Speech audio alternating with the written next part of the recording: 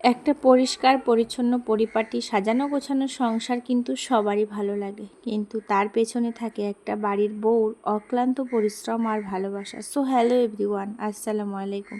আমার নতুন একটি ব্লগে তোমাদের আবার স্বাগত জানিয়ে আজকের ভিডিওটা শুরু করছি। আশা করছি ভালো লাগবে, ভালো না লাগলেও একটু পাশে থেকো। তো যাই হোক, সকালবেলা ওইদিকে চা বসিয়ে দিয়েছিলাম। আজকে চাই করছি কারণ একটা দাদা এসেছিল, তার জন্য আবার দুধ চা, আমাদের জন্য আবার লাল চা। তাই জন্য ভাবলাম সবাই আজকে একটু দুধ চাই খেয়ে নিই, আর ছেলেরাও তো চা খায় না, তো ভাবলাম আজকে সবাই একটু একটু করে চাই খেয়ে নিই। এদিকে ফ্রিজ থেকে বের করে নিচ্ছি কি রান্না করব, যদিও আগে থেকেই ঠিক করা থাকে তবুও দেখে নিচ্ছি কি আছে কি নাই ফ্রিজ। আর এদিকে অলরেডি আমি ভাত আর ডালটা কিন্তু বসিয়ে দিয়েছি।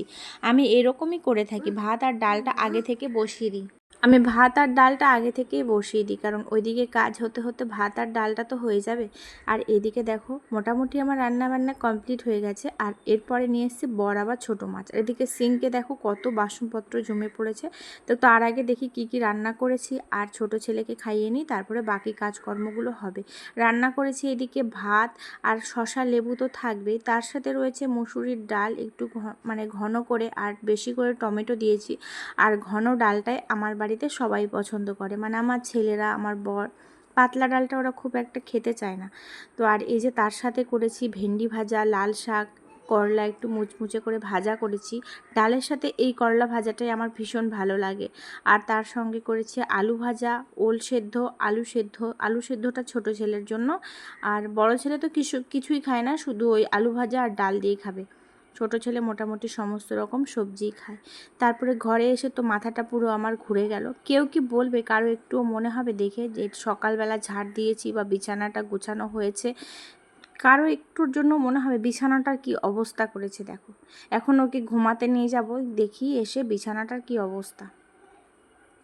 ছোট ছেলের কাণ্ড এসব। তবে তো চলো ঝটপট বিছানাগুলো গুছিয়ে নিই, তারপরে ছোট ছেলেকে ঘুম পাড়িয়ে দেবো। এই যে দেখো এখন বসে আছে ওখানে। এখন বিছানা দুই ঘরেরই বেডশিট চেঞ্জ করে নিলাম। আর এই যে এখানে কত জামা কাপড় জমে গেছে, এগুলো সব ভাঁজ করতে হবে আজকে। এই ঘরের জিনিসপত্রগুলো একটু হালকা হাতে মুছে নিলাম। তারপরে অনেক দিন পর আজকে একটু বাড়ি থেকে বেরিয়েছিলাম।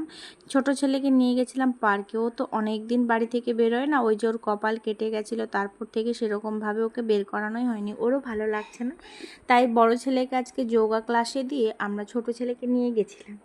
কারণ বড় ছেলে তো এখন সব সময় যেতে পারবে না, ওর টিউশন থাকে, যোগা থাকে, তো ওই জন্য ও প্রতিদিন যেতে পারে না। যেদিন ওর ফাঁকা থাকে সেদিন কিন্তু ওকেও নিয়ে যাওয়া হয়। তাই আজকে আমরা ছোট ছেলেকে নিয়ে চলে এসেছিলাম পার্কে। বেশ অনেকক্ষণ একটু খেললো, খুব বেশিক্ষণ খেলতে পারিনি, ওই কিছুক্ষণ খেলেছে, আধা ঘন্টার মতোই। তা আর এখানে পরিবেশটা এই সময়টা এত সুন্দর লাগছিল, মানে এত ভালো লাগছিল দেখতে। সামনে থেকে তো ভালো লাগছিলই, ক্যামেরা থেকেও কিন্তু ভীষণ ভালো লাগছিল। আর ছোট ছেলে কত মজা করছে, মানে কোন দিকে যাবে কোনটা খেলবে ও ঠিক নিজেই বুঝতে পারছে না। কখনো জাম্পিং, কখনো স্লিপিং, কখনো আবার ওই ছোট ছোট গাড়িগুলোতে, আবার কখনো দোলনাতে। ওর নিজেরও মাথা কাজ করছে না কখন কি খেলবে। এই যে দেখো এখনই জাম্পিং, একটু আগেই ছিল স্লিপারে। তো এই তো বাচ্চারা আসলে তো ভীষণ মজা করে, তাই না? তারপরেই চলে আসলাম একটু টুকটাক, পার্কে এসেছি আর খাওয়া দাওয়া করবো না তা তো হতে পারে না। আর সেই আবার একটা দিদির সাথে দেখা হয়ে গেল, তো দিদিও আইসক্রিম খাওয়ালো, তারপরে টুকটাক বসে অনেক কিছুই খাওয়া দাওয়া হলো। আর তার মধ্যেই চলে আসলো ঝমঝমিয়ে বৃষ্টি, সেই পরিমাণে বৃষ্টি আর ঝড়। এত বৃষ্টি, ঝড় বৃষ্টি হলো যে সবাই খেলার বাইরে থেকে চলে এসছে, এখন ওই যে দোকানটা ওখানে ভিড় জমিয়েছে।